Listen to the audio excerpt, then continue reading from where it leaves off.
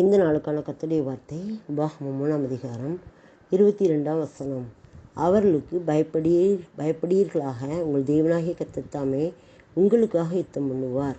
இந்த வார்த்தைகளை பார்த்தீங்கன்னா, எதிரிகளுக்கு நீங்கள் பயப்பட வேண்டாம், ஆண்டவர் உங்களுக்காக யுத்தம் பண்ணுவார் என்று சொல்லி யோசுவா என்ன செய்கிறாருன்னா சொல்கிறாரு. அப்போ இதை எப்படின்னு நமக்கு மோசே காலத்தில் கூட நிறைய இடங்களில் ஆண்டவர் தான் யுத்தம் பண்ணியிருக்கிறாரு. ஆண்டவர் யுத்தம் பண்ணதுனால மக்களால் மேற்கொள்ள முடியலை, அவங்க விழுந்து போனாங்க. பார்வோனுக்கு எதிராக ஆண்டவர் யுத்தம் பண்ணார், செங்கடலை 2ஆக பிளந்து இஸ்ரேல் ஜனங்களுக்காக அவர் யுத்தம் பண்ணார், இஸ்ரேல் ஜனங்களை பாதுகாக்க யுத்தம் பண்ணார். இதெல்லாம் நம்ம பார்த்துருக்குறோம். அவர்களுக்கு பயப்படீர்களாக, உங்கள் தேவனாகிய கர்த்தர் தாமே உங்களுக்காக யுத்தம் பண்ணுவார். இந்த நாளில் கூட இப்போ கூட இஸ்ரேலில் யுத்தம் நடந்துக்கிட்டு தான் இருக்குது. அப்போ இஸ்ரேலுக்காக தான் ஆண்டவர் இந்த வார்த்தை அப்போவே சொன்னார். அவர்களுக்கு பயப்படீர்களாக, எதிரிகளுக்கு பயப்படாதீங்க, உங்கள் தேவனாகிய கர்த்தர் தாமே உங்களுக்காக யுத்தம் பண்ணுவார். அப்போது நமக்காக அவர் யுத்தம் பண்ணணும்னா நாம் அவருடைய பிள்ளைகளாக, அவர் கீழ்ப்படுந்த பிள்ளைகளாக இருக்கணும். அப்போ தான் அவர் நமக்காக யுத்தம் பண்ண முடியும்.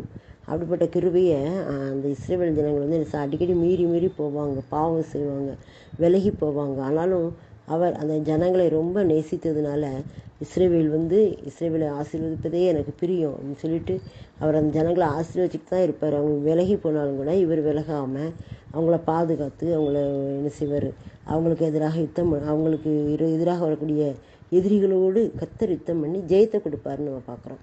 இப்போ நாம் இந்த நாளில் ஆண்டவர் கொடுத்த அந்த வார்த்தையின்படி நம்முடைய வாழ்க்கையில் நிறைய எதிரிகள் போன்ற பிரச்சனைகள், சூழ்நிலைகள் எல்லாம் வரும். ஸோ நம்ம உறவினர்கள், நம்ம சொந்தக்காரங்க, நம்ம பிள்ளைங்க, நம்ம சபையில் உள்ளவங்க எல்லோரும் கூட நம்மளை எதிர்க்கக்கூடிய அளவில் சில பிரச்சனைகள் வரும். ஆனாலும் ஆண்டவர் சொல்கிறார், அவர்களுக்கு பயப்படீர்களாக, கர்த்தர் தாமே தேவனாகிய கர்த்தர் தாமே உங்களுக்காக யுத்தம் பண்ணுவார். அப்போ நம்ம பயப்பட வேண்டிய அவசியமே இல்லை. ஏன்னா நமக்காக யுத்தம் பண்ணுறதுக்கு ஒரு ஆண்டவரே இறங்கி வரும்போது நாம் எதுக்கு பயப்படணும்? அநேக காரியங்களை ஆண்டவர் அப்படியாக நடத்தியிருக்கிறார். எங்களுடைய வாழ்க்கையில், ஊழியத்தின் காரியங்களிலும் வாழ்க்கையின் காரியங்களிலும் ஆண்டவர் எதிராக வரக்கூடிய சூழ்ச்சிகளை, எதிராக வந்த சூழ்ச்சிகளெல்லாம் முறியடித்தீரே ஐயா அப்படின்னு படித்த மாதிரி ஆண்டவர் முறியடிச்சிருக்கிறார். அதுக்கு அவர் நமக்காக யுத்தம் செய்திருக்கிறார், இன்னும் செய்வார்.